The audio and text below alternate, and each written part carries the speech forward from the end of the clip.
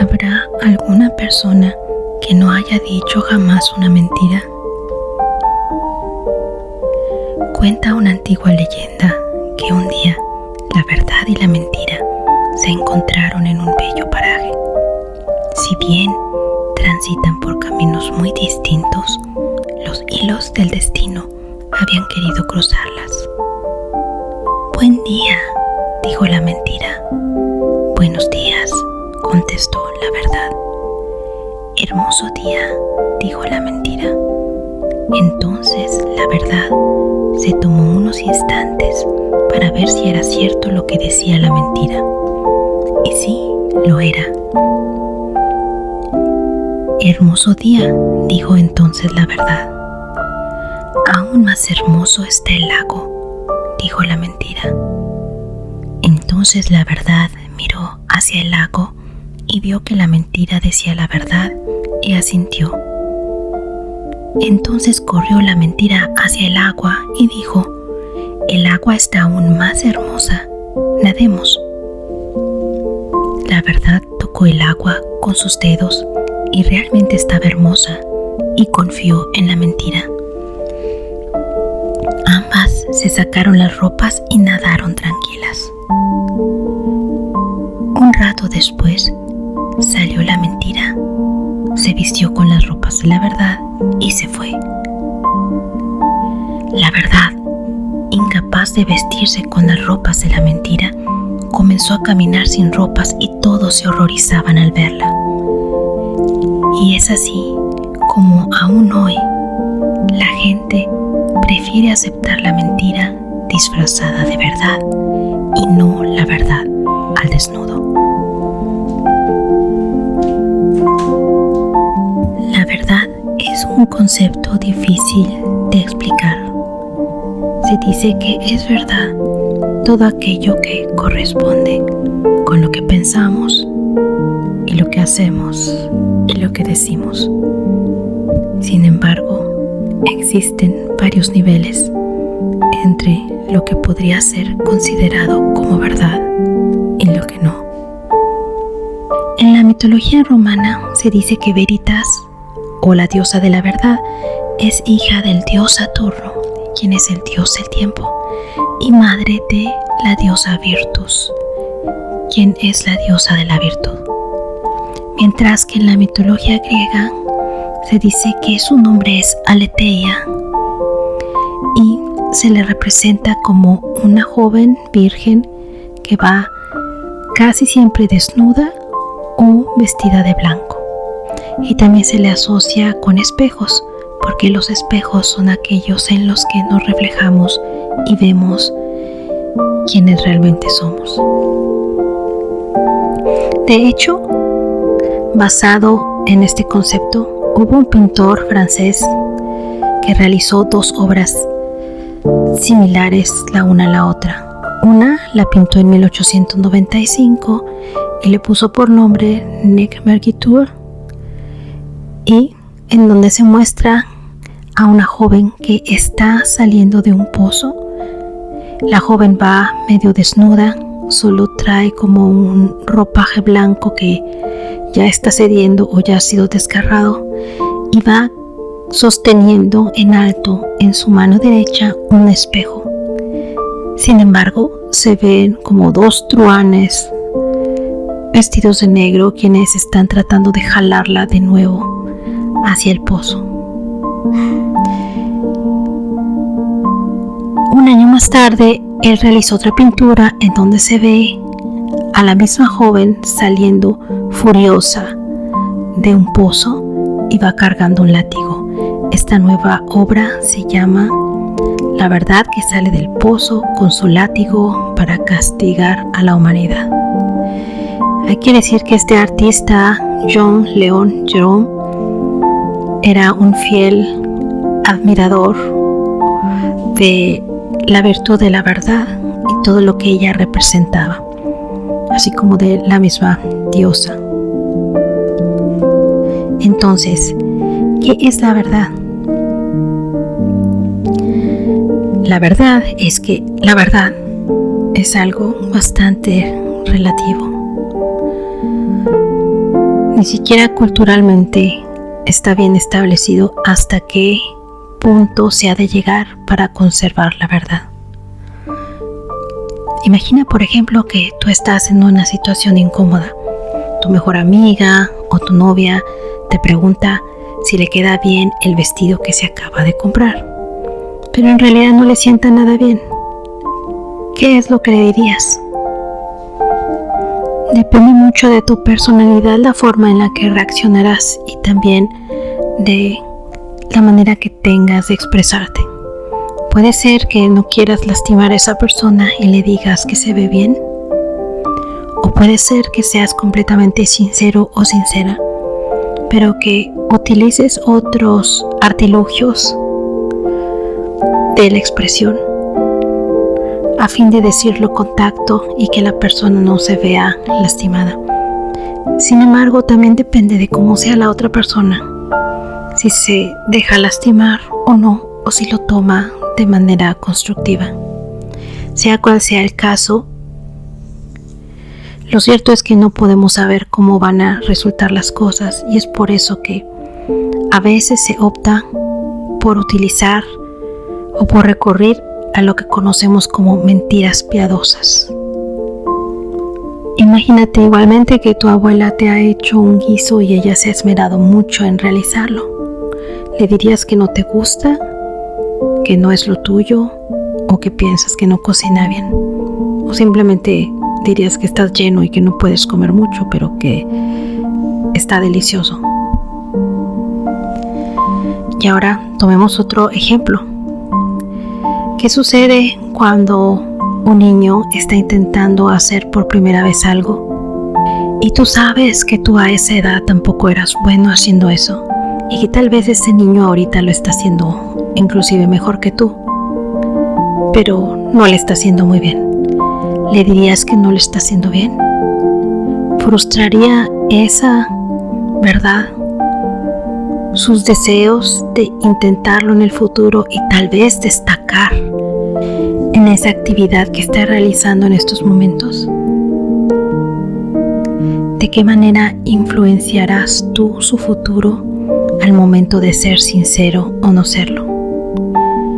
¿O es que realmente podemos encontrar un punto medio entre ambas cosas?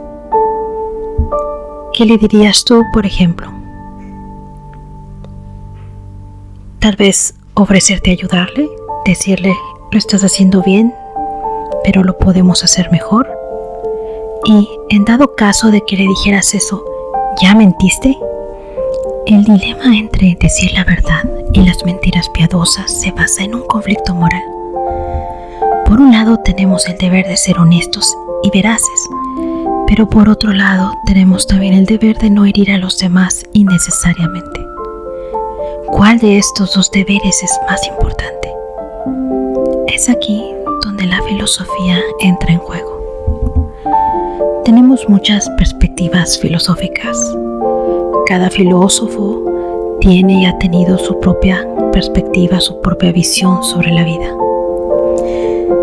Pero vamos a tomar solamente 3 puntos de vista. El kantianismo dice que toda forma de mentira, inclusive una piadosa, es inaceptable. Según Immanuel Kant, quien fuera representante de esta corriente filosófica, la verdad es un imperativo categórico y no debemos de manipularla. Mentir socava la moralidad universal y trata a los demás como meros medios para un fin. Es decir, Immanuel Kant mira a la mentira como una forma de manipulación, y es por eso que es deshonesta. Según la segunda perspectiva que tomaremos hoy, que es la del utilitarismo, todos nuestros actos tienen consecuencias, y si es que decir la verdad va a causar más daño que beneficio, entonces una mentira piadosa puede ser justificada, debido a que De una manera utilitarista, objetiva y práctica, el bienestar general y la felicidad son prioritarios. Este punto de vista es muy interesante, porque aquí podría caber la frase de prefiero ser feliz que tener la razón, en cuanto a que no importa si la otra persona que está argumentando conmigo en este momento tiene la razón o no, vamos a hacer de cuenta como que la tiene.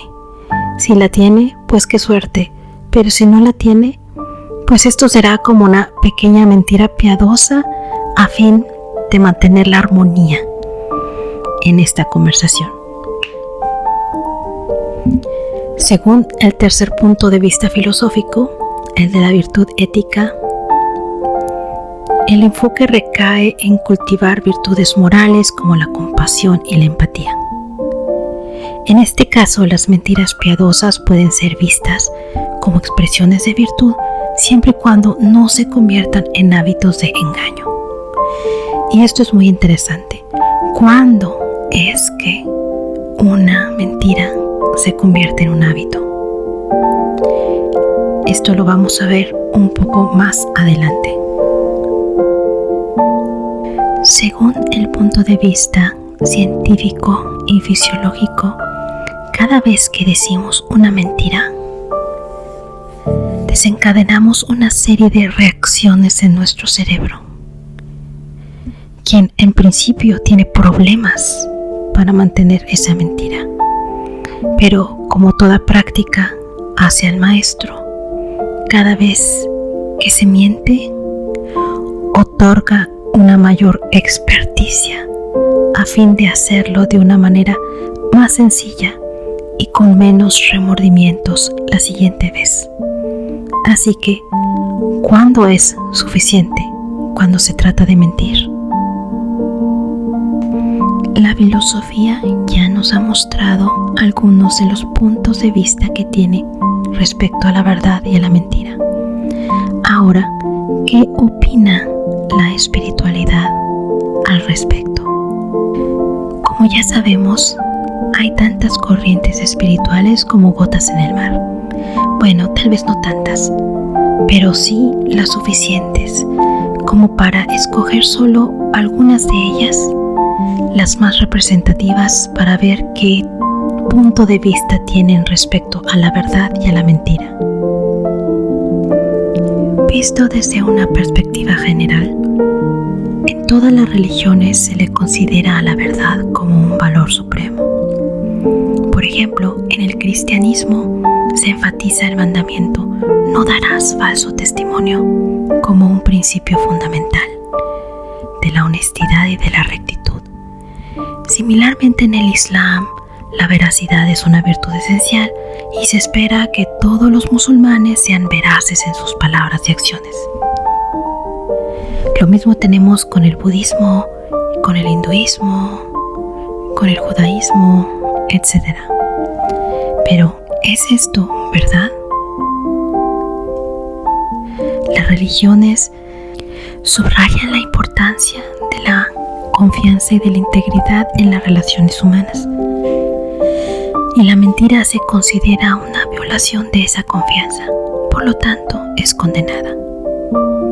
Sin embargo, algunas tradiciones religiosas también reconocen la idea de las mentiras piadosas en situaciones excepcionales, donde decir la verdad podría causar un daño significativo. Aquí te muestro muchas citas del cristianismo en las que se subraya el valor de la verdad. Puedes buscarlas por ti mismo en internet debido a que son muchas. Únicamente las voy a enumerar. Está Juan 14:16, Éxodo 20:16, Salmo 51:6, Salmo 57:3, Salmo 119:160. Juan 3:21, esta la voy a enunciar tal y como va. Juan 3:21, mas el que practica la verdad viene a la luz, para que sea manifiesto que sus obras son hechas en Dios. También tenemos 14:6, Efesios 1:13, Efesios 4:21, Primera de Juan 4:6, Éxodo 20:16, Levíticos 19, versículos del 11 al 12, Números 23:19, Salmo 101:7, Juan 8:44 a 45, Efesios 4:25, Apocalipsis 21:8. Y aquí destacamos la siguiente cita. Se destacan a continuación las siguientes citas. No hablarás contra tu prójimo falso testimonio, del Éxodo 20:16. Y no hurtaréis, ni engañaréis, ni mentiréis el uno al otro, y no juraréis falsamente por mi nombre, profanando así el nombre de tu Dios, yo Jehová. Levíticos 19, versículos 11 al 12. Por su parte, el Islam nos dice en el Corán 3:167: guardaos de faltar a la verdad. Y luego dice el Sura número 9 en su verso 119: oh creyentes, temed a Alá y contaos entre los veraces. Sura 3, verso 61: luego roguemos seriamente que la maldición de Alá caiga sobre los mentirosos. Igualmente, el profeta Muhammad, en un Sahih Bukhari y Muslim, dijo: cuidaos de mentir, pues la mentira conduce a la inmoralidad, y la inmoralidad conduce al infierno. Un hombre continuará diciendo mentiras y tratando de mentir hasta que Alá lo considere un mentiroso.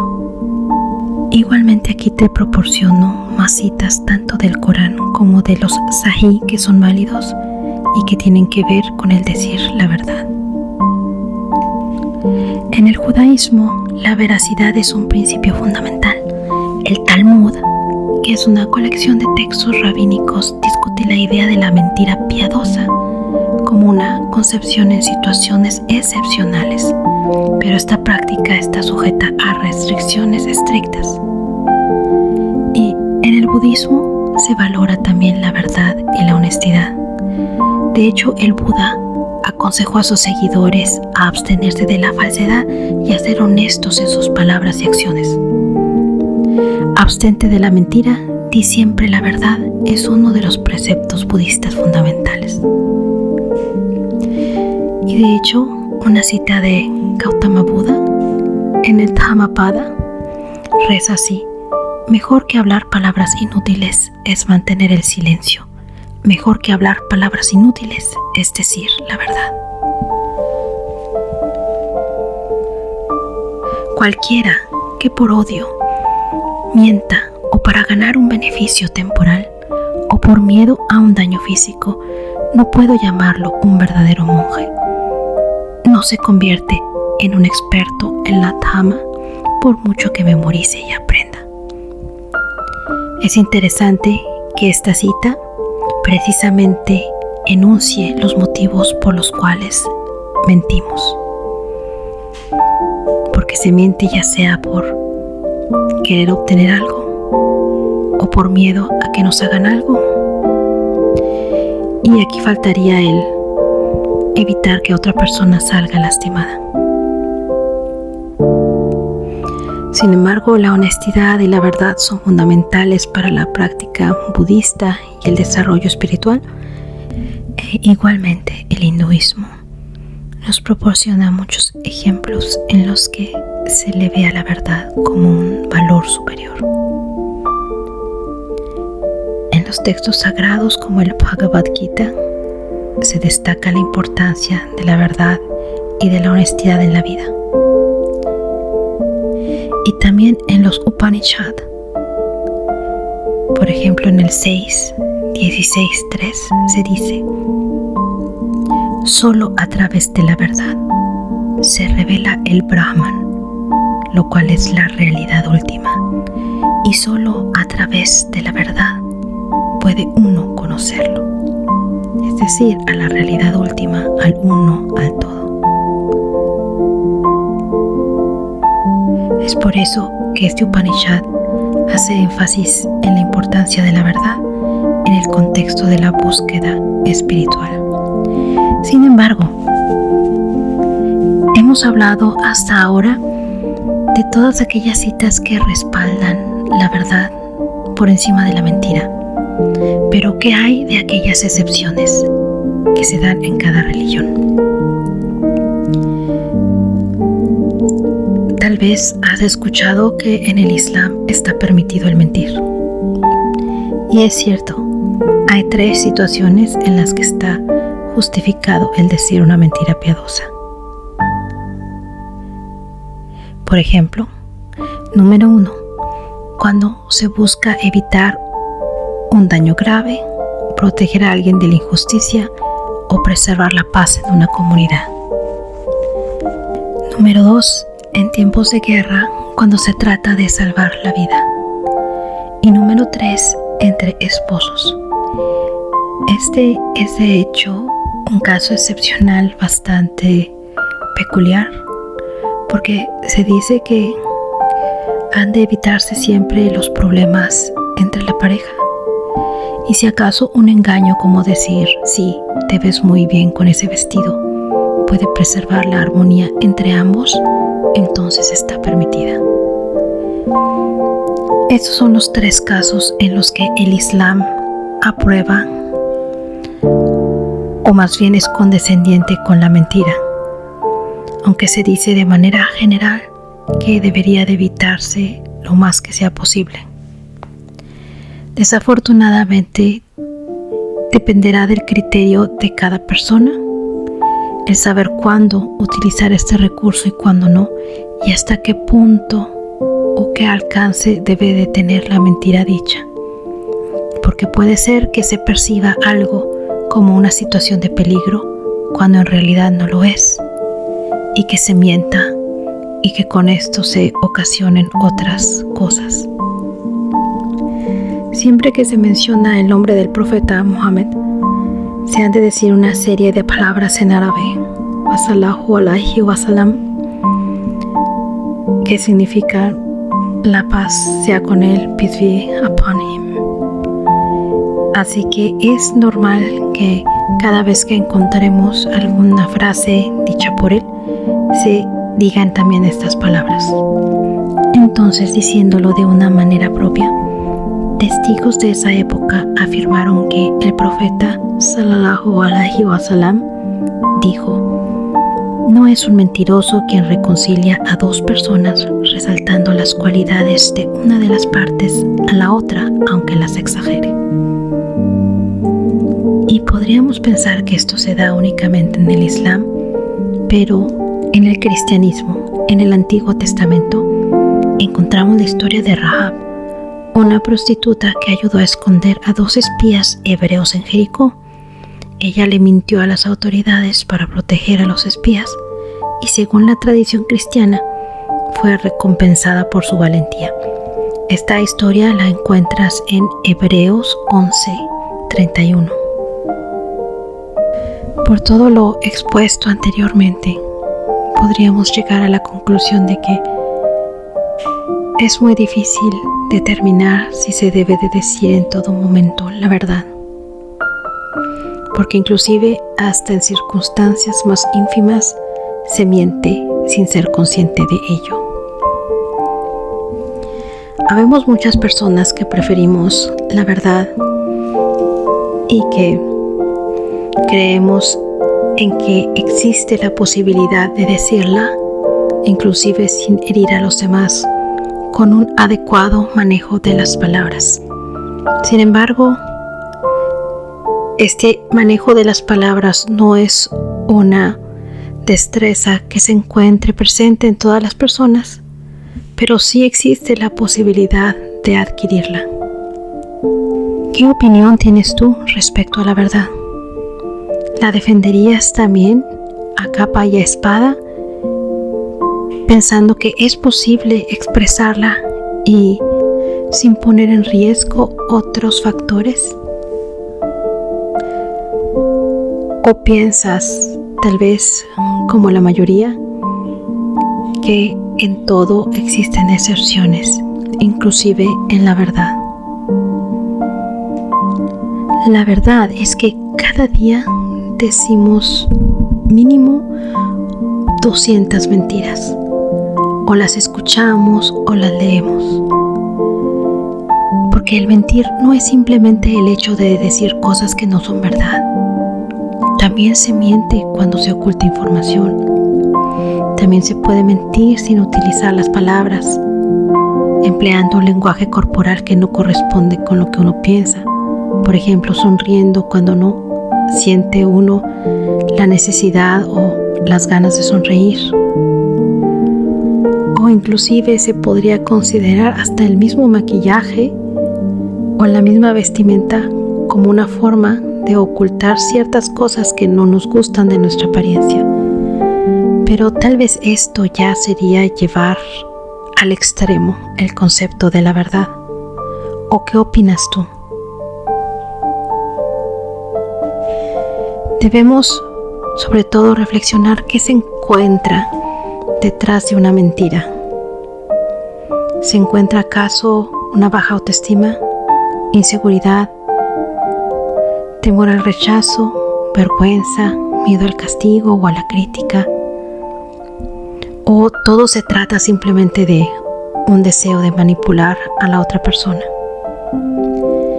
Lo que sí sabemos es que hay cerebros que por su estructura son más capaces de mentir que otros. Y mentir es un aprendizaje que se inicia en la edad más temprana. Y existen dos tipos de mentiras. Uno, la consciente, aquella que el niño dice de manera deliberada, o la inconsciente.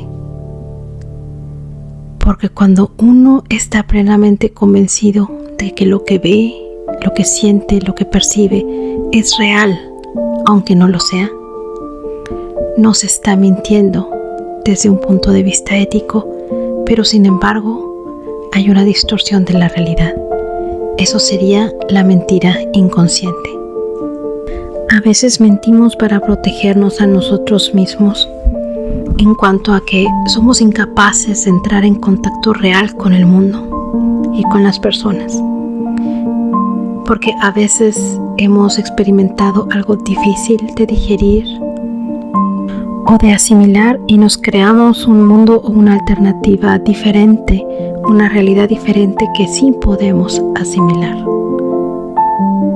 La mitomanía, la pseudología fantástica y el pensamiento mágico son ejemplos de lo que puede ocurrir cuando se distorsiona esta realidad para la propia protección. Lamentablemente, esta autoprotección tiene su precio, pues con ello se pierde más y más la capacidad para entrar en contacto con la realidad. También se puede dar lo que se conoce la autobiografía del engaño, en el que se asumen características que uno no tiene. Y esto se puede observar principalmente en las redes sociales, cuando intentamos dar una imagen de lo que no somos o decimos que tenemos algo que no tenemos.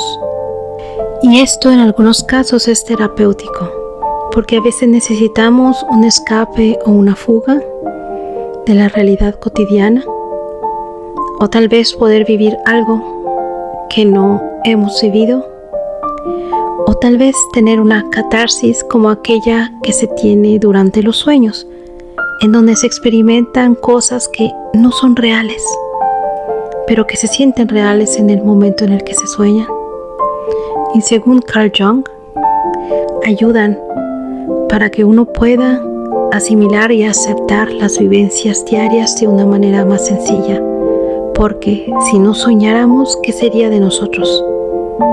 Muy difícilmente trabajaríamos y procesaríamos toda la información a la que estuvimos expuestas durante el día. Así pues, algunos tipos de negación o de distorsionamiento de la realidad se le puede ver como catarsis, pero siempre y cuando se mantenga un control sobre eso y se aprenda a seguir distinguiendo cuál es la realidad verdadera de la realidad necesitada. Cuando se pierde este control, se puede generar un trastorno disociativo de la conciencia que desintegre la personalidad. Y entonces, en el mejor de los casos, la persona que miente podría convertirse en alguien fingido y artificial, o un fantasma en el lenguaje coloquial. Pero en el peor de los casos, podría llegar a provocar una doble vida, una doble moral, una doble personalidad o un trastorno de personalidad múltiple. Supongamos que tenemos a una persona que no tiene vida social, que nunca sale de casa y que solo está frente a la computadora y termina creándose una vida ficticia. Depende de la fortaleza que tenga su mente, su voluntad y de lo consciente que esté del hecho de que está creando una vida artificial. Depende de esos factores el grado en el que se mantendrá su salud mental. Ahora, si es una persona que tiene ciertos antecedentes de negación o de evasión de la realidad, lo más probable es que el estar apoyando un estilo de vida de ese tipo derivará en trastornos más serios como el de una múltiple personalidad o una disociación, aunque sea a niveles más pequeños. De hecho, se puede decir que esta es una patología generalizada, porque de hecho es difícil encontrar a un sujeto que tenga una identidad unitaria e íntegra y que no varíe según sus intereses o circunstancias particulares. Casi todos tenemos integrados en nuestra personalidad una serie de constructos o una serie de atajos o caminos de salida cuando alguna situación requiere actitudes o reacciones de nuestra parte que no se encuentran integradas en nuestra personalidad central. Entonces es posible que recurramos a un constructo o a otro o a una especie de subpersonalidad, pero que no toma control de nuestro ser a fin de salir del paso. Sin embargo, la línea divisoria es muy delgada. Por otra parte, según la ciencia, cada vez que mientes, pones en marcha un mecanismo mental que te resta o te quita capacidad intelectual. No importa si tu fin es piadoso o egoísta, o si quieres salir del paso o de un apuro, toda mentira va a tener su repercusión en tu cuerpo. ¿Y sabes por qué? Pues porque mentir es uno de los logros más difíciles, más sofisticados, más artificiales y más exigentes del cerebro humano. ¿No te has preguntado por qué los niños tienen tanto problema para mentir en un principio? ¿Y por qué aunque lo intenten se les nota? Es porque les falta esa destreza y ese enorme esfuerzo que su cerebro tiene que realizar para mantener una mentira. ¿Por qué? Porque el mentir implica elaborar todo un relato, toda una historia alternativa en un tiempo récord. Y no solo eso, sino que también controlar todos los signos que te puedan delatar y anticiparte a todo aquello que puedan decirte, que pueda desmontar o que pueda descubrir o traer a la luz tu mentira. Una vez que empezamos a mentir, el cuerpo libera cortisol y unos minutos más tarde la memoria se va a poner en marcha tratando de recordar toda la mentira, toda la verdad, a fin de no confundir una con otra, y va a hacer la toma de decisiones más difícil. No solo tienes que cuidar la consistencia de tu historia, sino también que tu lenguaje corporal no te delate, lo cual es bastante difícil. Por ejemplo, se dice que cuando uno cruza las piernas, lo que está tratando es de defenderse o de poner una distancia defensiva entre ti y entre la persona que está hablando contigo. Igualmente, según la ciencia del lenguaje corporal, el parpadear muy despacio o el tener el párpado inferior levantado o tenso y el superior levemente bajado indica rechazo hacia la persona que te está hablando o preguntando algo. También, de acuerdo a la programación neurolingüística, tiene mucho que ver hacia qué dirección se muevan tus ojos. Por ejemplo, si miramos hacia la izquierda es que nos estamos acordando de algo que fue real, pero si miramos hacia la derecha es que estamos inventando algo. ¿Por qué? Porque estamos buscando un vínculo con nuestra parte creativa de nuestro hemisferio cerebral derecho, el cual es el hemisferio creativo. Si miramos hacia abajo es que estamos conectando con nuestro lado emocional. Y también hay otras cosas que hay que cuidar, como el jugueteo, los nervios, el mover los dedos, el jugar con los cabellos, el tamborilear sobre ciertos objetos, el necesitar tener algo en la mano, algo a lo cual aferrarnos y que nos dé ese respaldo que estamos necesitando, ese respaldo que en ese momento nuestro organismo no nos está dando, porque nuestro organismo reacciona de una manera estresada ante la mentira. En realidad no hay nada más sencillo que decir la verdad.